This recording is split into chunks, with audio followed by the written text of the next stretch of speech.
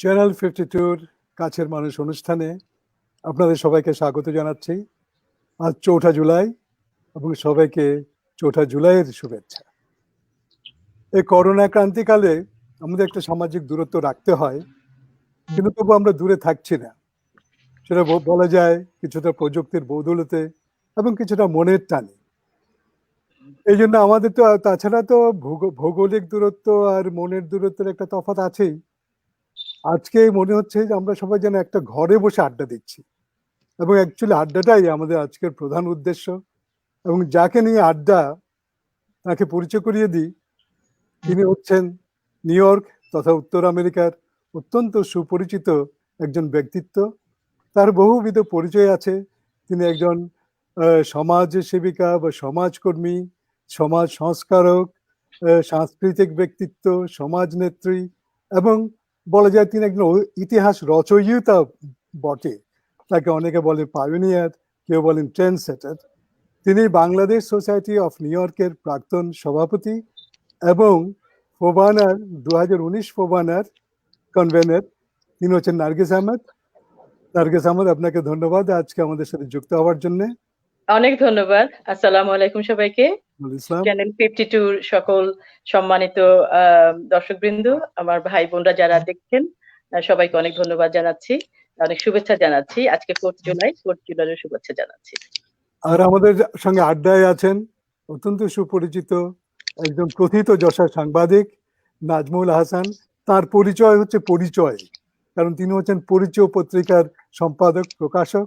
আমার মনে হয় গত 29 বছর ধরে এই পরিচয়ের শুশ্রূষা করছেন, লালন পালন করছেন, এবং পরিচয় এখন নিউ ইয়র্কের একটি অন্যতম জনপ্রিয় পত্রিকা। আপনাকেও স্বাগতম। ধন্যবাদ ফারুক ভাই, ধন্যবাদ চ্যানেল 52 সকল কলাকুশলী এবং সকল দর্শকদেরকে। আমার খুবই ভালো লাগছে যে আমাদের এই সমাজের দুইজন গুণী মানুষের সাথে একসাথে বসে আড্ডা দেওয়ার সুযোগ আমার হয়েছে। আর ভাবি তো আমার খুবই প্রিয় একজন মানুষ। আমার চরম সৌভাগ্য, পরম সৌভাগ্য বলবো যে আজকে আড্ডায় আসতে পেরে। আচ্ছা, আমাদের তিনজনের কিন্তু একটা মিল আছে, কারণ আমরা 1980-র দশক থেকে আমরা কিন্তু নানাভাবে আমরা পরিচিত, এবং নিউ ইয়র্কের নানা কর্মকাণ্ডে আমরা বিভিন্নভাবে জড়িত আছি।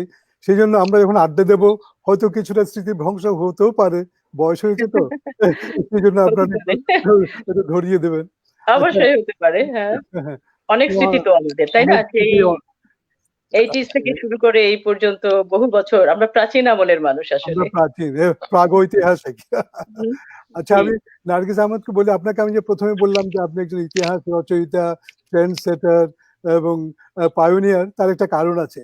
কারণ আপনি প্রথম বাংলাদেশ সোসাইটি অফ নিউ ইয়র্কের, যেটা 1975 সালে প্রতিষ্ঠিত হয়েছিল, আপনি হলেন প্রথম মহিলা সভাপতি, এবং ফোবানার 34 বছরের ইতিহাসে আপনি প্রথম মহিলা কনভেনর। এবং আরেকটা আছে, আপনি যে নিউ ইয়র্ক সিটি কাউন্সিলের বোধহয় আপনি প্রথম সাউথ এশিয়ান মহিলা যিনি সদস্য হয়েছিলেন, ঠিক কি? ওটা হলো কমিউনিটি বোর্ড। হ্যাঁ জি, কুইন্স কমিউনিটি বোর্ডের, এখানে আমি কমিউনিটি বোর্ড 8-এ আছি। সেখানে আমি প্রথম সাউথ এশিয়ান ফিমেলদের মধ্যে প্রথম, এখনো প্রথম আছি। আপনি সবকিছুতে বাংলাদেশিদের মধ্যে, হ্যাঁ, বাংলাদেশিদের মধ্যে আমি প্রথম কমিউনিটি বোর্ডের মেম্বার নিযুক্ত হয়েছিলাম বহু আগে। তখন আমাদের বড় প্রেসিডেন্ট ছিলেন হেলেন মার্শাল, ওনার কাছ থেকে আমি অ্যাপয়েন্টমেন্ট পেয়েছিলাম সেই সময়টায়। উনি যে এখন আর বেঁচে নেই ভাবি। হ্যাঁ, সেটাই বললাম, উনি এখন বেঁচে নাই, সেটাই বললাম যে অনেক আগে বাংলাদেশিদের মধ্যে প্রথম আমি কমিউনিটি বোর্ডের মেম্বার হয়েছিলাম। জি, ধন্যবাদ বলার জন্য। তারপর আপনি নানা সংগঠনের সাথে জড়িত, নানা সংগঠনের নেতৃত্ব দিয়ে আসছেন। আপনার কোত্থেকে যে শুরু করবো সেটা বলাই মুশকিল। এবং আপনি বললেন যে প্রথমে নিউ ইয়র্ক সোসাইটির যে আপনি সভাপতি হলেন। নাজমুল ভাই, আপনি আমার যতটুকু মনে পড়ে, ভাবিকে আমি প্রথম দেখেছিলাম 80-র দশকের শেষের দিকে, খুব সম্ভবত আমার যতটুকু মনে পড়ে 87-88 সাল হবে। তখন সোসাইটির কার্যক্রম, সংগঠন বলতে কমোডিতে সোসাইটি খুব খুব বড় একটি সংগঠন ছিল। যদিও সদস্যের হিসাবে এখন ঠিক সেরকম সদস্য তো ছিল না, কিন্তু তখন যারা সোসাইটি করতেন তাদের ভিতরে একটা প্রাণ শক্তি ছিলেন এই নার্গিস ভাবি।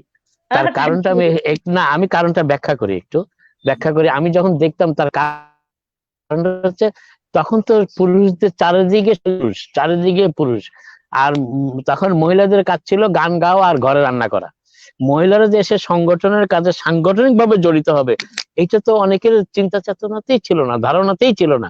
তো এই উনি যখন চলেই গেলেন, এবং ভাবির মুখে আপনারা শুনবেন পরবর্তীতে উনি কি সমস্ত ধাক্কা সামাল দিয়েছেন, বিশেষ করে এই পুরুষ শাসিত আমাদের কমিউনিটি অর্গানাইজেশন গুলোতে।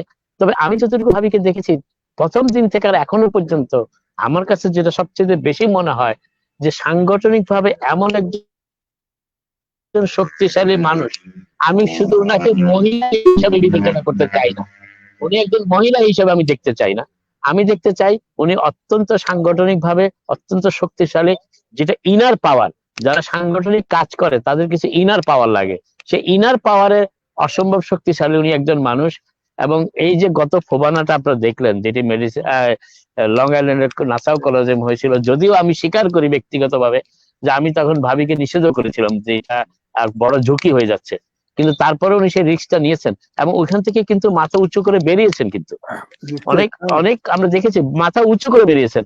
এবং আমার এখনো মনে আছে যে ওই সম্মেলনের শেষ দিনে আমি ভাবিকে একটা টেক্সট মেসেজ পাঠিয়েছিলাম, hats off to you, came out standing. তার কারণটা হচ্ছে এই জন্য যে এত বড় একটি রিস্ক, অলমোস্ট $500,000 একটা রিস্ক উনি নিয়েছেন। এবং আরো একটি ব্যাপার আমি বলি, হয়তো অনেকেই জানেন না, উনি কিন্তু প্রথম একজন মানুষ কমিউনিটিতে যে যিনি $350,000 উপরে রেইজ করেছেন ওই সম্মেলনের জন্য। টাকা কিভাবে খরচ হয়েছে সেটা আমি সেই বিষয়ে যাচ্ছি না, কিন্তু একজন মানুষের কতটুকু সৃজনশীল এবং কমিউনিটির কত গভীরে না থাকলে উনি এই পরিমাণ অর্থ রেইজ করতে পারেন, আমি সেটা ব্যাখ্যা করার জন্য এটা বললাম। হ্যাঁ নাজমুল ভাই, আমরা আসবো ফোবানা বিষয়, সব বিষয়ে একটু একটু একটু করে আমরা টাচ করবো, কিন্তু নার্গিস আহমেদের তো আরো অনেক পরিচয় আছে। উনি একজন নাট্যশিল্পীও, আমাদের সাথে নাটক করেছেন এবং কবিতা আবৃত্তিও করেন। সেই সব পরিচয় আস্তে আস্তে। উনি একজন গায়িকাও বটে। এবং উনি গায়িকারা শুনলে আমাকে মারবে ধরে, কিন্তু না আমি কিন্তু ওনার গান শুনেছি 90-এর দশকে। গায়িকারা শুনলে আমাকে টোটালি বয়কট করবে প্লিজ। এবং আমাদের একটা অনুষ্ঠানে যেটা আমরা করছিলাম, সেখানে আমরা একটা কবিতার সাথে উনি গানও গিয়েছিলেন। আমার মনে আছে সে কবিতাটা ছিল হঠাৎ দেখা। তারপরে উনি একটা গান গিয়েছিলেন, গানটা আমার মনে নেই। যাই হোক, কার সাথে হঠাৎ দেখা হয়েছে? ওনার সাথে না আপনার সাথে? কার হঠাৎ দেখা? আপনার সাথে। ও আমার সাথে? ও আচ্ছা, ওনার সাথে 81-এ দেখা হয়েছে ফারুক ভাইয়ের সাথে, কিন্তু আপনার সাথে হঠাৎ দেখা হয়েছে 80 শেষের দিকে। আবার নাজমুল ভাই, আমার আরেকটা সম্পর্ক আছে নাজমুল ভাইয়ের পত্রিকায়। আমি কিন্তু প্রথম গল্পটা লিখেছিলাম নাজমুল ভাই, এবং অসীম কৃতজ্ঞতা। এবং তখন উনি আমাকে উৎসাহ দিতেন যখন কবিতার বই বের হলো, যে আপনি প্রতি বছর একটা কবিতার বই বের করবেন, কিন্তু আমার আর বের করা হয়নি। যাই হোক, সেই জন্য কি আমার আলসেমি দায়ী। আচ্ছা, আপনার জীবনের শুরু থেকে শুরু করব। আপনি যেমন 81-তে এই নিউ ইয়র্কে আসেন, এবং আপনার স্বামী আমাদের খুব প্রিয় বন্ধু ফার্মাসিস্ট মোস্তাক আহমেদ, এবং আপনার দুই কন্যা আছে। One of the nicest man আমাদের কমিউনিটিতে। হ্যাঁ, মোস্তাক সাহেব শুনলে খুব খুশি হবেন। হ্যাঁ, one of the nicest man, আমি সেটাই, এবং একমাত্র লোক এই কমিউনিটিতে আমি দেখেছি যিনি কোনোদিন কারো বিরুদ্ধে একটা কথা উচ্চারণ করেননি। না, এবং তার বউর বিরুদ্ধে বললেও বলে না, তাও চুপ করে শুনে যায়। তার বউর বিরুদ্ধে যারা বদনাম করে তাদের অনেকেই আবার তার ঘনিষ্ঠ বন্ধু। উনি কিভাবে এটা মেনটেন করেন আমি জানি না। কারণ আসল কথা কি জানেন, উনি এগুলোকে পাত্তা দেন না। সেজন্য তিনি একজন ভালো মানুষ, কারণ তিনি কোনো কিছুতে কান দেন না। ও আচ্ছা, আপনার নাজমুল ভাই তো একদম, নাজমুল ভাই তো একেবারে সুন্দর, মানে পুরো ন্যাচারাল পরিবেশে বসে তো ভাবি, আমি বলেছি যে আড্ডা দিতে বসেছি, আমি কোনো সিরিয়াস টকে বসি নাই। না, সিরিয়াস টক না। আচ্ছা, তাহলে আমি যে কথা বলছিলাম, আপনার দুই মেয়ে আছে, মুনিরা আর কায়নাত। মুনিরা ছোট থেকে দেখছি, তো আপনার একটা সংসার, সবকিছু নিয়ে আপনার একটা ব্যস্ত জীবন। তবে আমি এই যে কোভিড আক্রান্ত, যে মানুষের জীবনে একটা বিপর্যয় নেমে এসেছে, এই সময় আপনারা সাহায্যের হাত বাড়িয়েছেন। আপনাদের ড্রামা সার্কেল থেকে আপনি জহির মাহমুদ, আবির আলমগীর সবাই মিলে সে সম্পর্কে একটু কিছু বলুন।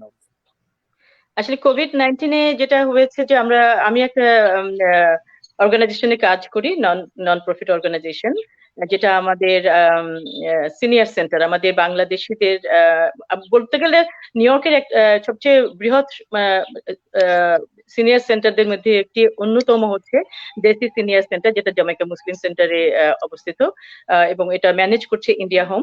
তো ওটার আমি ওই ওই সিনিয়র সেন্টারে আমি ডিরেক্টর হিসেবে কাজ করছি।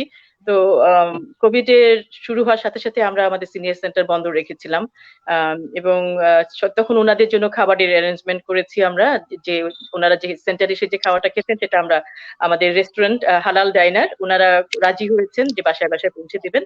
তো আমরা সেভাবে করছিলাম, কিন্তু ওই কথাটা যখন বাইরে বের হলো খুব বেশি যে নার্গিস আপা বা তার সংগঠন এটা করছেন, তখন কমিউনিটির যারা আসলে তখন বের হতে পারছিল না, ঘর থেকে খাবার কিনতে পারছিল না, তারা সবাই রিচ করতে শুরু করলো আমাকে।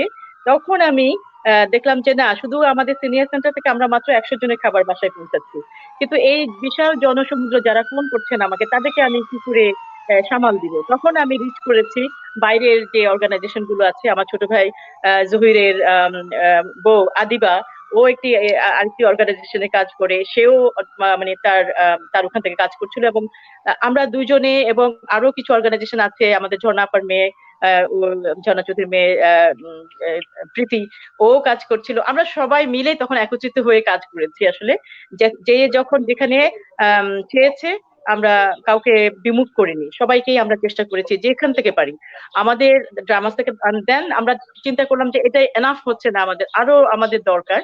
তখন আমরা আমাদের ড্রামা সার্কেল থেকে ডিসিশন নিলাম যে আমরা যে যা পারি, আমরা কিন্তু অনলাইনে বা কোথাও অনলাইনে মানে ফান্ড রেজ করিনি, আমরা নিজেদের মধ্যে, আমরা মেম্বাররা, আমাদের সদস্যরা নিজেরা স্বতঃস্ফূর্ত ভাবে যা দিয়েছে সেগুলোর মধ্যেই আমরা ফান্ড তুলেছি, এবং সেই ফান্ড দিয়ে আমরা বিভিন্ন ফ্যামিলিকে আমরা গ্রোসারি সামগ্রী পাঠিয়েছি, এবং কিছুটা আমরা বাংলাদেশেও পাঠিয়েছি। একটি গ্রামে, রংপুরের একটি গ্রামে খুব গরিব লোকজন আছেন, তো সেখানেও আমরা আমাদের কিছু টাকা পাঠিয়েছি, সেখানেও যেন কিছুটা সহায়তা করা যায়। আসলে আমরা ছোট অর্গানাইজেশন, বুঝতেই পারছেন যে অতটুকু করা আমাদের সম্ভব না, বা তারপরও আমাদের অন্তরটা, আমাদের মনটা অনেক বড়। আমরা বিশাল আকারের সংগঠন না, কিন্তু আমরা বড় মনের মানুষ, আমরা সবাই ড্রামা সার্কেলের। তো আমরা চেষ্টা করেছি, এখনো করে যাচ্ছি, এবং এখনো আজকে সকালবেলাও আমি ঘুম থেকে উঠেই কল পেয়েছি, একজন ভদ্রমহিলা ফোন করেছেন, ওনার মানে ডোমেস্টিক ভায়োলেন্সের একটা ব্যাপার ঘটেছে, তো ওটার ব্যাপারে উনি হেল্প চেয়েছেন, খাবার চেয়েছেন। তো আমি বলেছি অতি সত্বর আমরা পৌঁছে দিব এভরিথিং ইনশাল্লাহ, এবং যতটুকু দরকার আমি লিগাল হেল্প বলেন, যেটাই বলেন, আমি আমার কমিউনিটিতে আমি আসলে সার্চ করি বিভিন্ন জায়গায় করে আমি করি, কারণ আমি নিজে তো লয়ার না, নিজে আমি ওটা না, বাট আমি চেষ্টা করি, আমার কিছু লয়াল বন্ধু বান্ধব আছেন যারা আমার সহায়তা এগিয়ে আসেন, আমি তাদের মাধ্যমে আমি চেষ্টা করি কাজগুলো সুসম্পন্ন করবার জন্য। ধন্যবাদ। এই দুঃসময়ে মানুষের পাশে মানুষকে তো দাঁড়াতেই হবে, এবং সেটা একটা প্রধান বিষয়, যেটা আপনারা একটা মানবিক কাজ করে যাচ্ছেন। এর মধ্যে আমাদের সাথে অনেকেই সংযুক্ত হয়েছেন, তাদের কমেন্ট গুলো আপনাদের পড়িয়ে শোনাচ্ছি।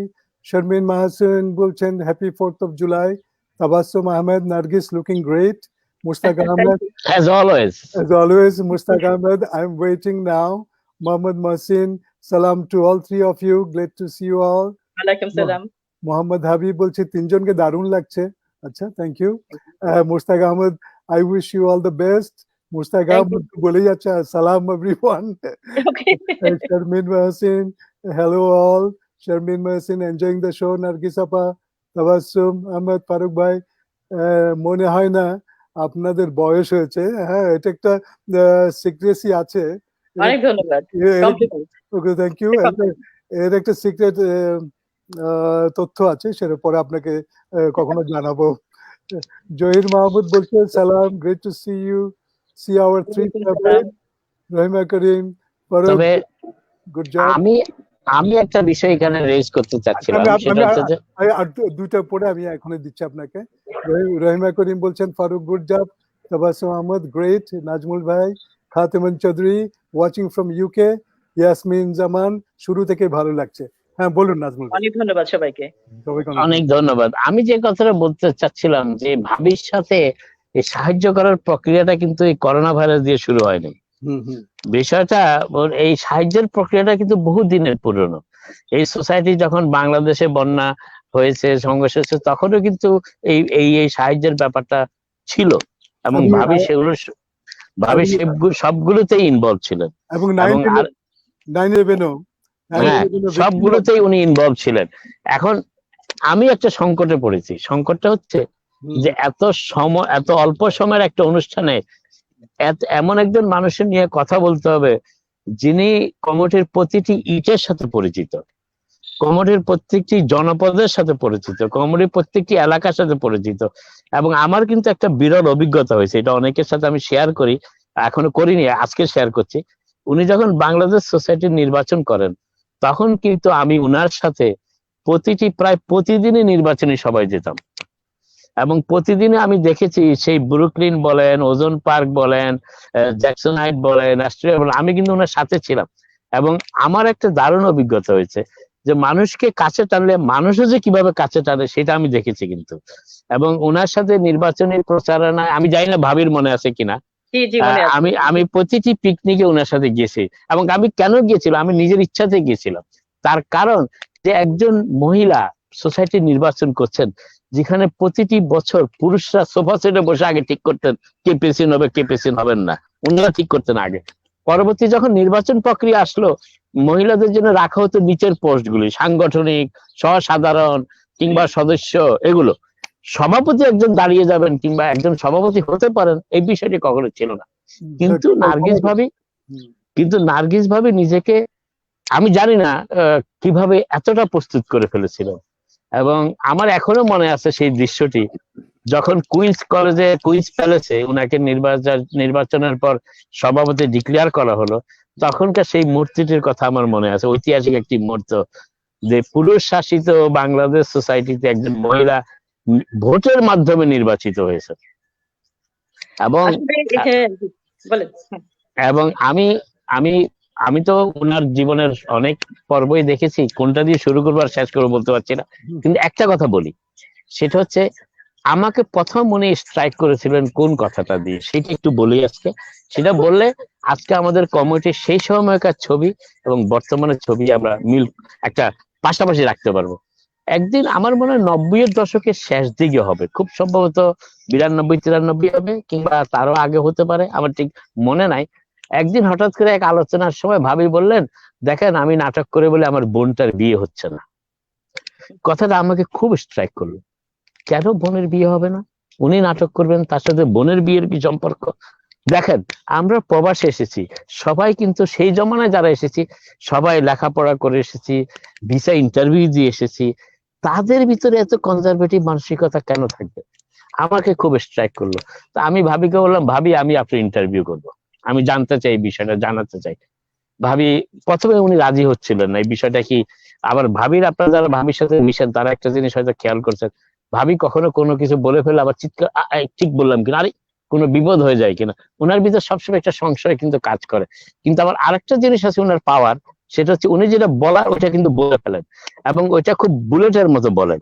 যখন বলেন, যাদের উদ্দেশ্য করে বলেন, তারা যদি তাৎক্ষণিকভাবে টের না পায় তো বাসায় ফিরে গিয়েও টের পায় অনেক সময়। বাট যে কথাটা আমি কিন্তু এটার ভিকটিম অনেক ক্ষেত্রে। তারপরে আমি বলি আমাকে যখন বললো আমি ইন্টারভিউ করলাম, এবং আমার মনে আছে আমি সেটা পরিচয় ছেপেও ছিলাম, এবং ওই সংখ্যাটি কিন্তু খুব আলোচিত হয়েছিল। এবং একজন নাটক করলে তার বোনের বিয়ে হবে না, সেই সমাজ 90-এর দশকে নিউ ইয়র্কে বিরাজমান ছিল। আজকে কি সেটি আছে? নাই। তারপর থেকে ভাবি অনেকটা পথ পেরিয়েছেন, বাফাব করেছেন, ফোবানার সাথে সংশ্লিষ্ট হয়েছে। কমিটি, আমাদের উত্তর আমেরিকায় বাংলাদেশিদের এমন কোন পর্ব নাই যেই পর্বে নার্গিস আহমদের একটু অংশগ্রহণ নেই, এমন কোন পর্ব খুঁজে পাবেন না।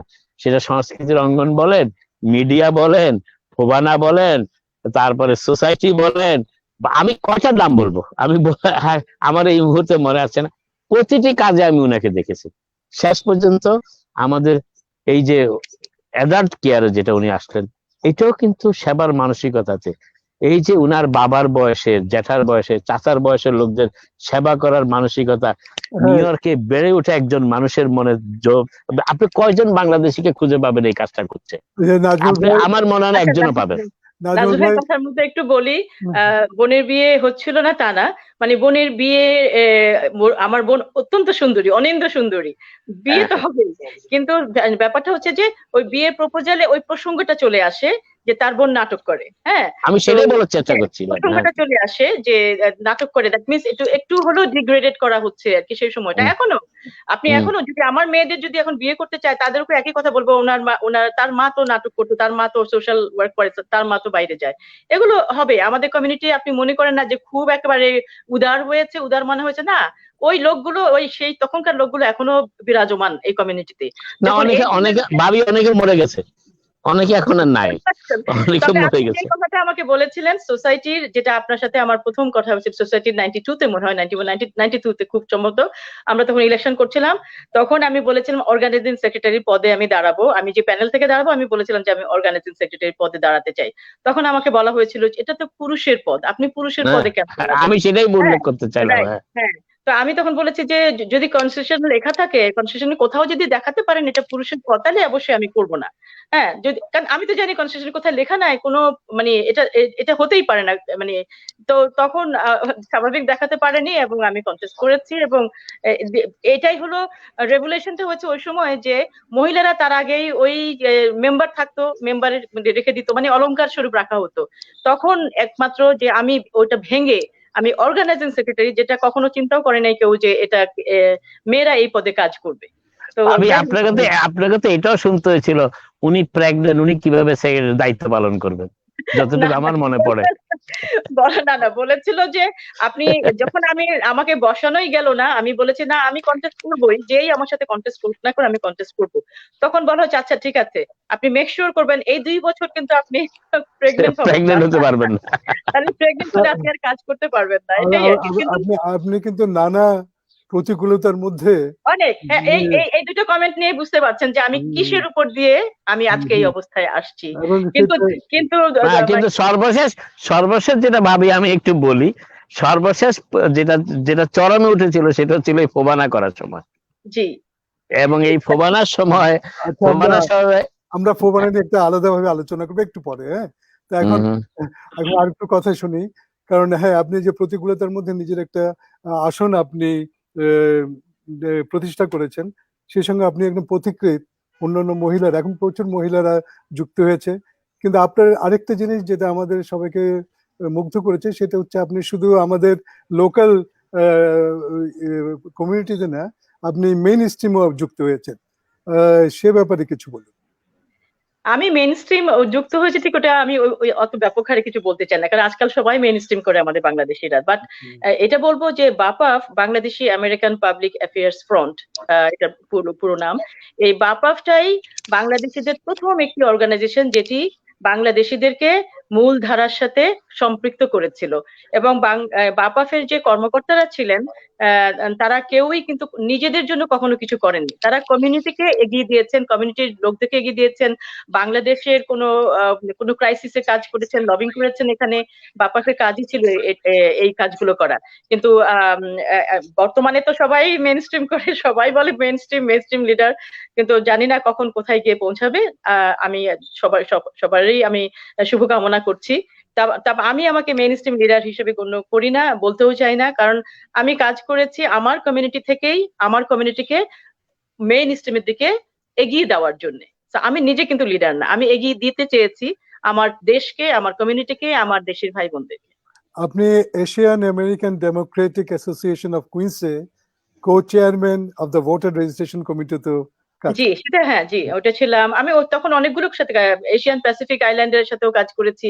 এগুলো বাংলাদেশি কমিউনিটির সংগঠন না, এগুলো মূলধারা সংগঠন, এগুলোর সাথে আমি যুক্ত ছিলাম। জি, এবং new York state Democratic party south Asian Pacific ডিভিশনের সাথে জি ছিলাম। আমি ডিএনসির মেম্বারও, হ্যাঁ ডেমোক্রেটিক ন্যাশনাল পার্টির মেম্বারও হয়েছিলাম। জি, এবং আপনি পুরস্কৃত হয়েছেন বহু অর্গানাইজেশন থেকে, এবং তার কয়েকটা নাম আমি বলছি এখানে: AFL CIO, Commission on the Dignity of Immigrants, Asian American Democratic Association of Queens, Bangladesh Society of New York, and Bangladesh Consulate General of New York. And Senator Ada L. Smith, the late Assemblyman Jose Peralta, has to proclaimed. You have received the proclamation from the City Council of New York twice, na? জি জি আসলে অনেক অনেক তখন অনেক এ ধরনের recognition অনেক পেয়েছি, কিন্তু আজকাল আর পেতে চাই না, কারণ এখন অ্যাওয়ার্ডটা এমন হয়েছে যে টাকা দিলেও অ্যাওয়ার্ড পাওয়া যায়, কিছু করলেও অ্যাওয়ার্ড পাওয়া যায়, একটু একটু যোগাযোগ থাকলেও অ্যাওয়ার্ড পাওয়া যায়। তো আজকাল আর আমি আজকাল এইসব অ্যাওয়ার্ড আর পেতে চাই না। অনেকেই দিতে চায়, অনেকেই বলতে চায়, অনেকেই বলেন, আমি বলছি ভাই এখন নতুনদেরকে দেন যারা কাজে উৎসাহ পাবে। আমি অলরেডি উৎসাহিত হয়েছি। এখন আগামীতে আমাদের নতুন প্রজন্মে যারা আসবে, নতুন লিডাররা যারা আসবে, তাদেরকে উৎসাহিত করেন অ্যাওয়ার্ড দিয়ে। এখন আমি আর নেই না, এখন আমি মোটামুটি আমি বেশ কয়েক বছর লাস্ট ফিউ ইয়ার্স থেকে আমি মোটামুটি ভাবে বিনীত ভাবে আমি প্রত্যাখ্যান করছি যে না, আমি আর নিতে চাই না, কারণ আমি এখন নিজেকে একটু গুটিয়ে রাখতে চেষ্টা করছি। কিন্তু আমার মনে হয় যে মূলধারার পুরস্কার বা অ্যাওয়ার্ড এগুলা মনে হয় না যত সহজে কেনা যায় বা স্বজন প্রীতিতে হয়। না, কেনা যায় আমি ইজি কেনা যায়, কারণ আমি ইজি কেনা যায় এই জন্য বলছি। আমি পছন্দ করতে চাই, আমি কিনতে চাই।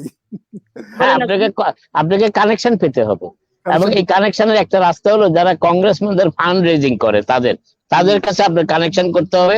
এবং গত কয়েক বছরে যারা পেয়েছে তাদের যদি একটা লিস্ট আপনার আছে, দেখবেন যে এদের অনেকেরই কমিউনিটিতে কোনো অবদান নাই ওই কংগ্রেসম্যানের ফান্ড রেজিং এ কিছু টাকা দেওয়া ছাড়া। তবে এটা সম্মানীয়। From the office of the city controller William C Thomson আপনি পুরস্কৃত হয়েছেন। Also the winning recipient of ARP's Asian American Pacific Islander community hero award. জি, এইটা একটা বড় অ্যাওয়ার্ড ডেফিনেটলি আমি পেয়েছি। আমি মনে করি এটা ন্যাশনাল, মানে হোল ইউএসএ মিলে, এবং এটার ভোটিংটা হয়েছিল ওয়ার্ল্ড ওয়াইড। ওদের 38 মিলিয়ন মেম্বার এই AARP, তো ওরা দিয়েছে সেটা হলো যে পুরো ওয়ার্ল্ড ওয়াইড এই নির্বাচনটা হয়েছে, মানে ভোটিংটা হয়েছিল, এবং আমি হাইয়েস্ট ভোট পেয়েছিলাম। তো এটা আমার কাছে অনেক ভালো লেগেছে। এটা মানে যেহেতু পুরো ইউএসএ এবং AARP একটা ন্যাশনাল অর্গানাইজেশন, সুতরাং এটাতে আমি ডেফিনেটলি প্রাউড ফিল করি যে হ্যাঁ, মানে তারা আমাকে সিলেক্ট করেছিল বা ইলেক্ট করেছিল, যেটাই হোক। আমি আর যারা ভোট দিয়েছেন আমাকে সেই সময়, তাদের সকলকে আজকে আমি ধন্যবাদ জানাচ্ছি। এটা ওয়ার্ল্ড ওয়াইড ভোটিং হয়েছে, এটা অনলাইনে ছিল, এবং সবাই মানে ভোট দেওয়ার সুযোগ পেয়েছে। আজকে আপনাদের মাধ্যমে আমি সবাইকে ধন্যবাদ জানাচ্ছি, কৃতজ্ঞতা জানাচ্ছি আমাকে ভোট দিয়ে উইন করানোর জন্য। ধন্যবাদ। সবার একটা প্রশ্ন থাকে, যেমন আপনি সমাজে এত ব্যস্ত, সে সঙ্গে আপনি একজন হাউসওয়াইফ ইন এ ওয়ে, সেন্সে বলা যায়, তা আপনি এই দুটো ব্যালেন্স করছেন কিভাবে? আসলে ইচ্ছা থাকলে উপায় বের হয়ে যায়। আমার ইচ্ছা আছে সবখানে কাজ করবার জন্য, আমি উপায় বের করে নিয়েছি। অন দ্য আদার হ্যান্ড, আমার ফ্যামিলি, আমার পরিবারে, আমার হাজবেন্ড থেকে শুরু করে আমার শ্বশুর বাড়ি, আমার বাপের বাড়ি বলেন, আমার বাচ্চারা বলেন, সবাই আমার কি সহযোগিতা করে। আমাকে মানে সহযোগিতা করে এই সেন্স বলবো যে আমাকে অ্যাটলিস্ট বাধা দেয় না। হ্যাঁ, কেউ আমাকে বাধা দেয়নি, বরং আমাকে সহযোগিতাই করেছে। আমার হাজবেন্ড তো দিবেই, আমি তার বউ দিবেই। সবচেয়ে যে অতন্দ্র প্রহরী আমার এই সাংগঠনিক জীবনের পাশে থাকে সবসময়, মানে যার মাথার ব্যথা কারণ হয়ে যায় আমি সবসময় যদি কোথাও দাঁড়াই বা কোনো কন্টেস্ট করতে যাই, সে হলো আমার ছোট ভাই জহির মাহমুদ। ও অলওয়েজ আমার প্রতিটি কাজে ও মানে লুক আফটার করে। আমার সংগঠন বলেন, যেটাই যে ড্রামা সার্কেল বলেন, ড্রামা সার্কেলের হেড কিন্তু ও আসলে। হ্যাঁ, ড্রামা সার্কেলের মূল পার্সন যে ড্রামা সার্কেলকে ধরে রেখেছে সে 94 থেকে এই পর্যন্ত, এটা হলো আমার ছোট ভাই জহির মাহমুদ। এবং আমি যখন বাংলাদেশ সোসাইটি ইলেকশন করি, ও তো মারাই যাচ্ছিল বলতে গেলে। যদি আমি খোদা না করুক, আমি যদি ফেল করতাম, ওকে বাঁচানো যেত না মনে হয়। মানে এতভাবে ইনভলভ সে, এবং আমাকে সবসময় সহায়তা করে। আমি জানি যে আমি কিছু করতে গেলে আমার ভাইকে আমি পাশে পাবো। সেরকম ভাই, যেমন নাজুক ভাই আছেন একজন, আপনি আছেন একজন, এরকম আমার অনেক আছে। আমার ড্রামা সার্কেল তো পুরোপুরি আমার জন্য সবসময় কাজ করেছে। আমি ইলেকশনের সময় করেছে, এখনো করেছে, সবসময়। ড্রামা সার্কেল আমার একটা পরিবারের মতো, এবং আমরা সবাই মানে নিজেদেরকে অত্যন্ত আন্তরিকভাবে গ্রহণ করি এবং আন্তরিকভাবে আমরা বসবাস করি বলতে গেলে, যদিও ভিন্ন ভিন্ন বাসায়, বা ড্রামা সার্কেলকে একটা পরিবার ভুক্ত।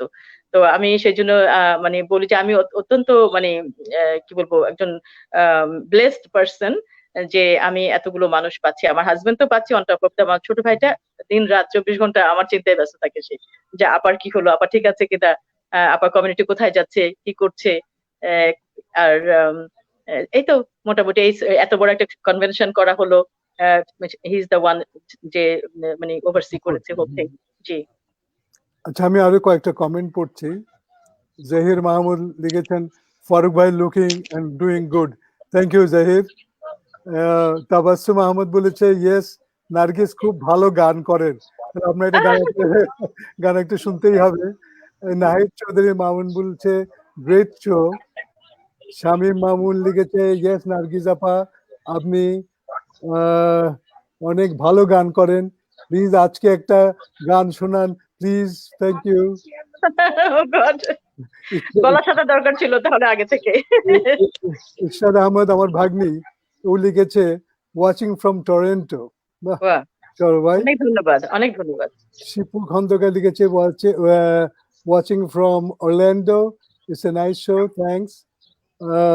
একজন লন্ডন থেকে দেখছিলেন বললেন, ওনাকে অনেক ধন্যবাদ জানাচ্ছি, লন্ডনের টাইম নিয়ে আপনি দেখছেন, ধন্যবাদ। গোলাম ফারুক ভুঁইয়া লিখেছে, এক্সিলেন্ট শো। জাহিদা আলম, নার্গিস আপা আপনাকে খুব সুন্দর লাগছে, বিশেষ করে আপনার গঠনমূলক আলোচনা শুনে উদ্বুদ্ধ হচ্ছি। অনেক ধন্যবাদ। হ্যাঁ, আপনি আমাদের গর্ব। হ্যাঁ হ্যাঁ, আচ্ছা ঠিক আছে, তাহলে আমরা আবার খাতেমুন চৌধুরী, উনি আমার বোন, লন্ডন থেকে লিখেছেন, আলোচনা ভালো লাগছে। ওকে, তাহলে আমরা চলেন আবার আলোচনায় যাই। নাজমুল ভাই, আপনি যদি কিছু যুক্ত করতে চান, কোনো জায়গা থেকে ধরতে চান। হ্যাঁ, ধরবো না, ভয় লাগে কখন। আজকে তো আমি বড় দোটানায় আছি, কারণ আমার সাংবাদিকতার কোনো কিছু আজকে আমার কাছে এখানে হচ্ছে না। আমাকে আমি কাছের মানুষ, আজকে কাছের মানুষ। তবে আমি কাছের থেকে যেটা দেখেছি সেটার পাশাপাশি আরেকটা কথা বলি, ফোবানার কথাটাই বলি। আমি তো 3 দিন ফোবানা সম্মেলনের সময় লং আইল্যান্ডে ছিলাম, গেছি। আমি একটা জিনিস লক্ষ্য করেছি, দুজন মানুষের আমি একটা লাইন ড্র করার চেষ্টা করেছি। একজন হচ্ছে আমাদের নার্গিস ভাবি, আরেকজন হচ্ছে আমাদের জহির মাহমুদ। আমি দুইজনের কিছু সময় দুইজনের কাছাকাছি থাকার চেষ্টা করেছি, যে how this show is being run. এত বড় একটা শো হচ্ছে, জহির হোটেলের লবিতে একটা কোনা চেয়ারে বসে বসে এদিক সেদিক টেলিফোনে হাতের ইশারা ইঙ্গিত করছে, আর ভাবি ওদিকে যাওয়া আসা করছে, খুব টেন্স, চোখ চোখ মাঝে মাঝে ছানা বড়া, মাঝে মাঝে কখনো কিন্তু বিনয় এবং সৌজন্যতার বিন্দু মাত্র অভাব হয়নি। এইটা আমার কাছে খুব স্ট্রাইকিং লেগেছে। এবং আমি এই জন্যই বলি যে সবার পক্ষে সবকিছু সম্ভব হয় না।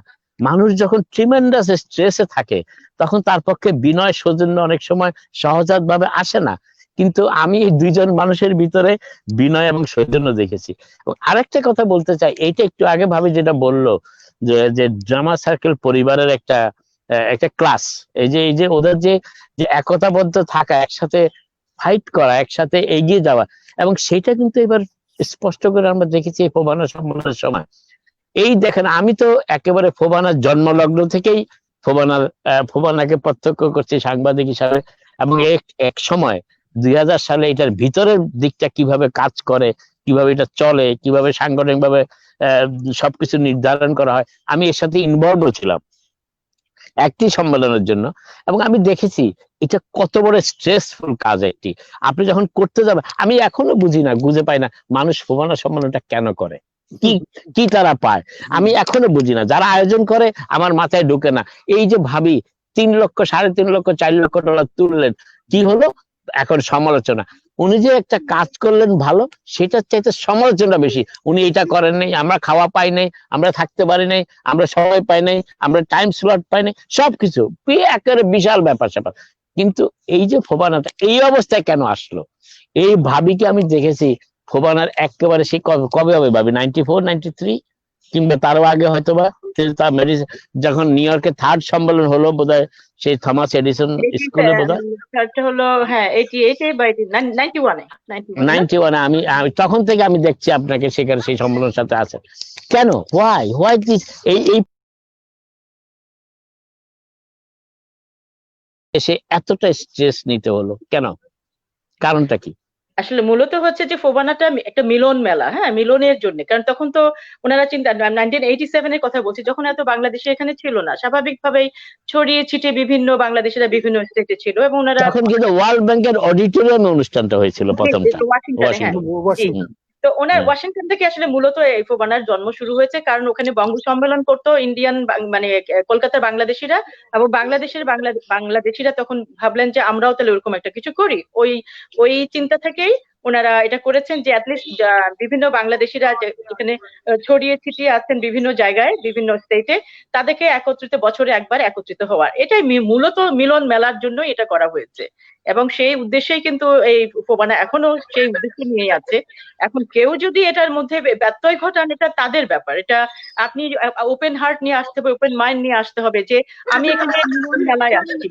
এখন ফোবানা যদি আপনি যেটা বললেন যে আমরা এত বড় একটা কনভেনশন করলাম, ফোবানার 33 বছর, এখন 34 বছর চলছে, এবার 34 বছর ইতিহাসে সবচেয়ে বৃহৎ এবং সবচেয়ে ব্যয়বহুল এবং সবচেয়ে অনুষ্ঠান সমৃদ্ধ প্রোগ্রাম হয়েছে, অনুষ্ঠান বহুল প্রোগ্রাম হয়েছে, যে নতুন নতুন প্রোগ্রাম শুরু করেছি আমরা, এটা কেউ আগে কখনো করেনি।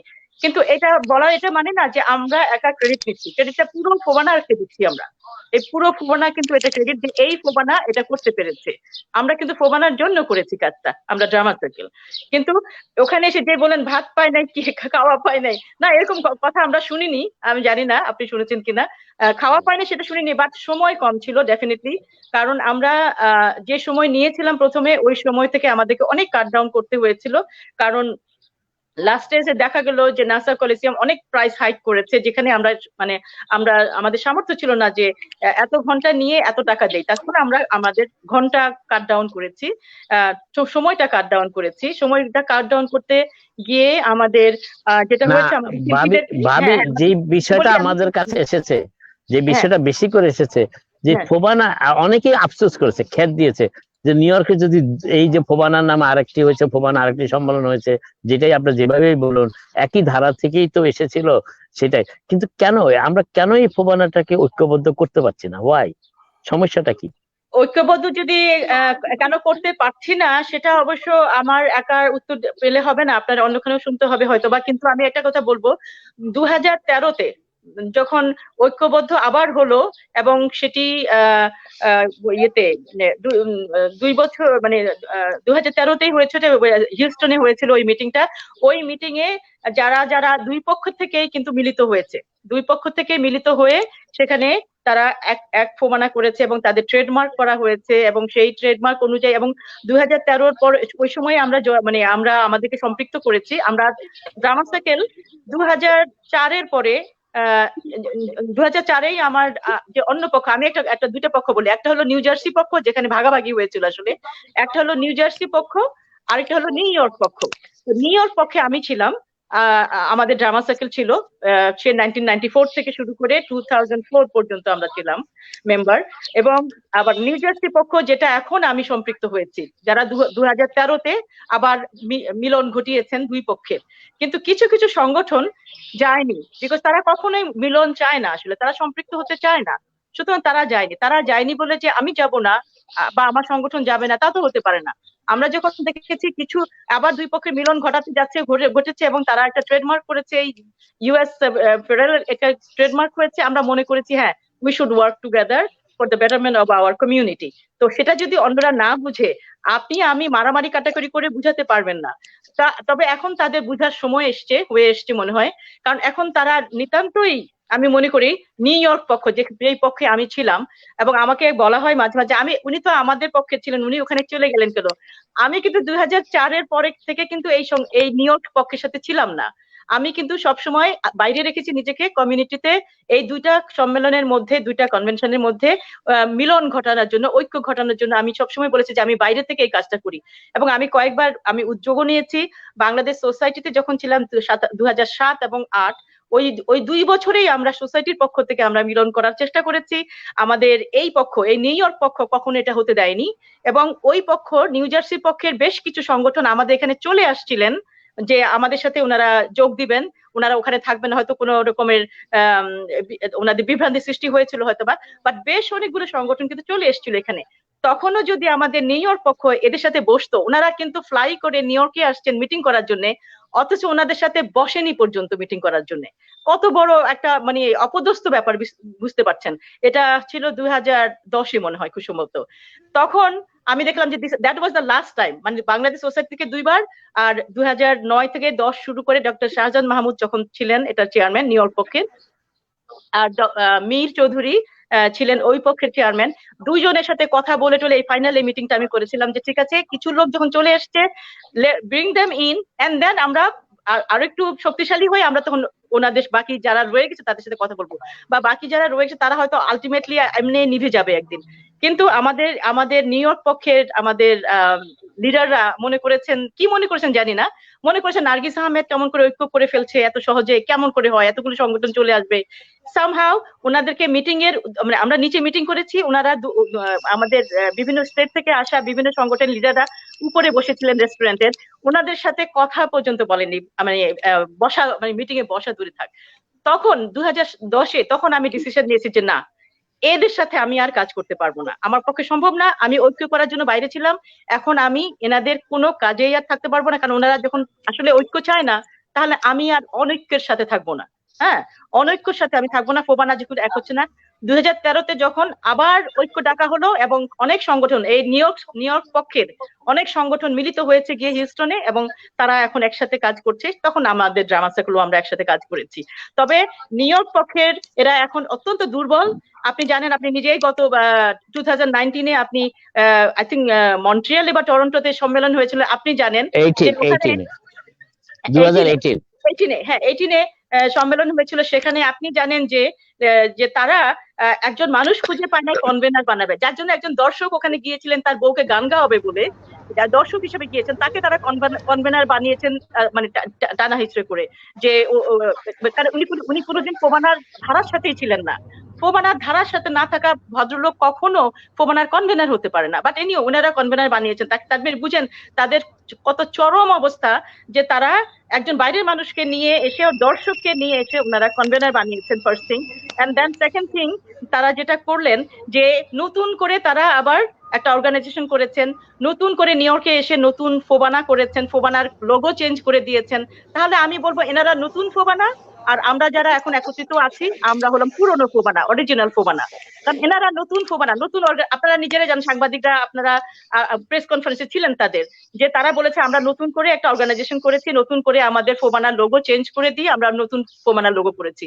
এবং আমাদেরকে শুধুমাত্র ড্রামা সার্কেল কি করে এত বড় একটা কনভেনশন করে ফেলে, একমাত্র আমাদেরকে ঠেকানোর জন্য তারা কিন্তু এই কাজটা করেছে। সুতরাং দেখেন, তারা কনভেনার বানিয়েছে কিন্তু মেম্বার সেক্রেটারি বানাতে পারে নাই। কনভেনারের নাম ঘোষণা করেছে সেই কানাডার ওখানে, আপনারা নিজেরা সাক্ষী যে তারা তাদের মেম্বার সেক্রেটারি করতে পারে না, তারা কমিটি করতে পারে নাই বহুদিন ধরে, এবং তারা এখন পায়তারা করছে। এবং তারা, আমি জানি তারা যে কোনো দিন ডাকলে এখন দৌড় দিবে করার জন্য, এবং বিকজ তারা ওই দুর্বল অবস্থায় চলে এসে, কারণ তাদের কোনো সাংগঠনিক কোনো রকম নীতিমালা নাই, তাদের কোনো কিছু নাই, যে মিটিং এ আসবে সেই মেম্বার, বুঝতে পারছেন, যে মিটিং এ আসতে পারবে সেই মেম্বার। আমি এই ফোবানার পর্বটা এখানেই শেষ করতে চাই ভাবি, কারণ এই ঐক্যের কারণে আপনি যথেষ্ট সাফার করেছেন, এবং আমি যতটুকু জানি যে এখনো পর্যন্ত শুধু এই ঐক্য না হওয়ার কারণে, ঐক্যবদ্ধ সম্মেলন না হওয়ার কারণে, যে আজকে ড্রামা সার্কেলকে যে প্রায় কত $300,000 মতন এখনো ডেফিসিট আছেন যতটুকু আমি জানি। আমরা ডেফিসিট থাকতাম না, নাজ ভাই একটু বলে দেই, আমরা ডেফিসিট থাকতাম না। শুনেন, এখন আমার কথা হলো, কেউ ফোবানার নতুন নাম দিক, পুরোনো নাম দিক, যেভাবে করুক আমাদের কোনো আপত্তি ছিল না। আরেকটা 10টা প্রোগ্রাম হোক না কেন, শুধু আমাদের আপত্তি ছিল ফোবানা নামে না হোক। ঠিক আছে, ফোবানা নাম চেঞ্জ করে দিক, কারণ সাধারণ মানুষ ওটা বুঝে না যে লোগো কোথায় চেঞ্জ হয়েছে, কি কোথায় চেঞ্জ হয়েছে। ঠিক আছে, সাধারণ মানুষ বুঝলোই যে 2টা সম্মেলন হচ্ছে, তাতেও আমার কোনো আপত্তি নাই। কিন্তু কিছু কিছু লোক আমাদেরকে ফাইন্যান্সিয়ালি ড্যামেজ করার জন্য আমাদের হোটেলে ফেক বুকিং দিয়েছে, 240 নাইটস ফেক বুকিং দিয়েছে, যেটা মাত্র 3 দিন আগে আমাদেরকে রিলিজ করেছে হোটেল।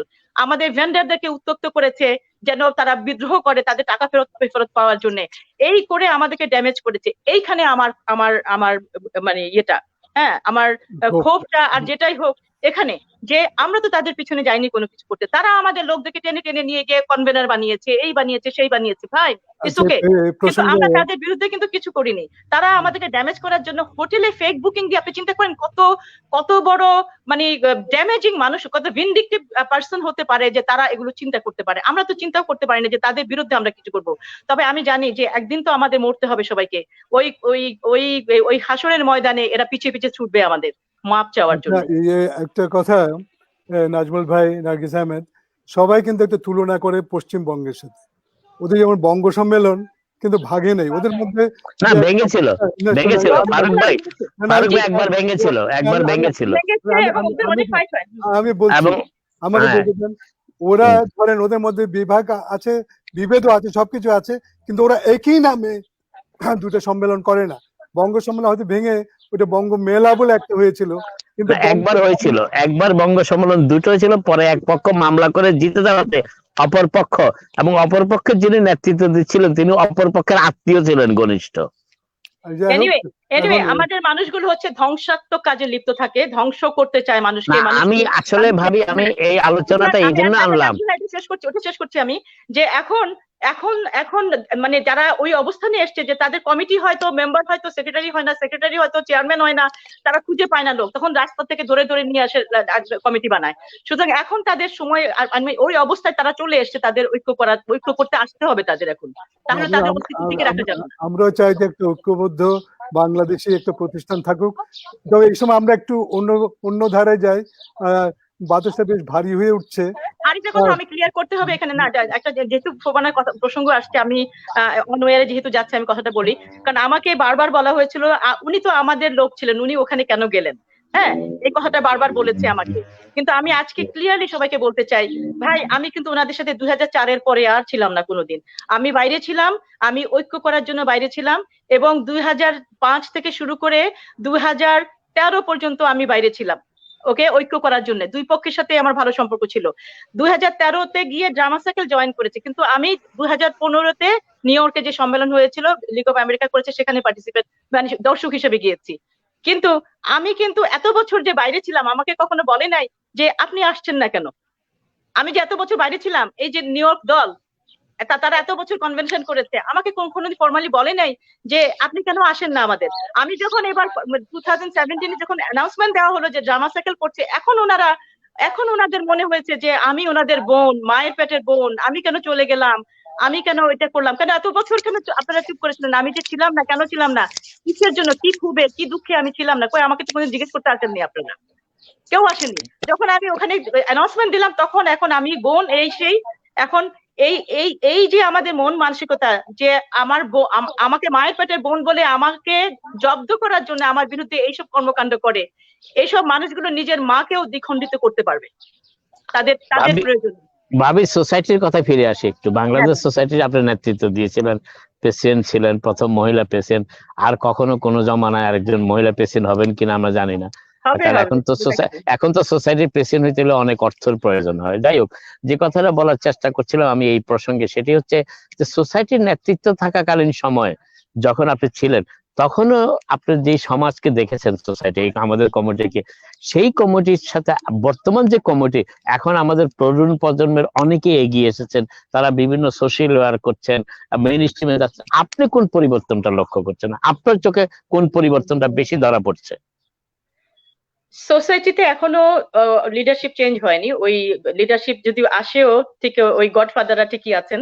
সুতরাং সোসাইটি এখনো চেঞ্জ হয়নি, গডফাদারদের নির্দেশে এখনো সোসাইটি চলে। আর তরুণ প্রজন্মকে তাদের নিজেদের কাজে নিজেদের এগিয়ে আসতে হবে, কেউ কাউকে দিবে না করে, আমাকে কেউ দেয়নি করে, আমি নিজের কাজে এগিয়ে এসেছি।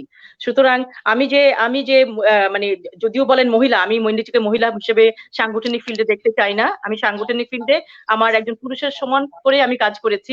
তারপরে বলবো ঠিক আছে, যেহেতু আমি একজন মহিলা, সেহেতু বলবো যে আমি যে পরিবর্তনটা এনেছি আমার কাজ দিয়ে এনেছি, আমার অন্য কিছু দিয়ে নেই। আমি কাজ দেখি আমি পরিবর্তন এনেছি, আমার কাজে আমাকে মানুষ ভোট দিয়েছে, আমার কাজের জন্যই আমি সোসাইটির প্রেসিডেন্ট হতে পেরেছি। আমাকে এত প্রায় 13-14 হাজার ভোটার ছিল তখন, হ্যাঁ, সেই ভোটারের ভোটে আমি জয়ী হয়ে আসছি আরো 2জন অপোনেন্টের সাথে।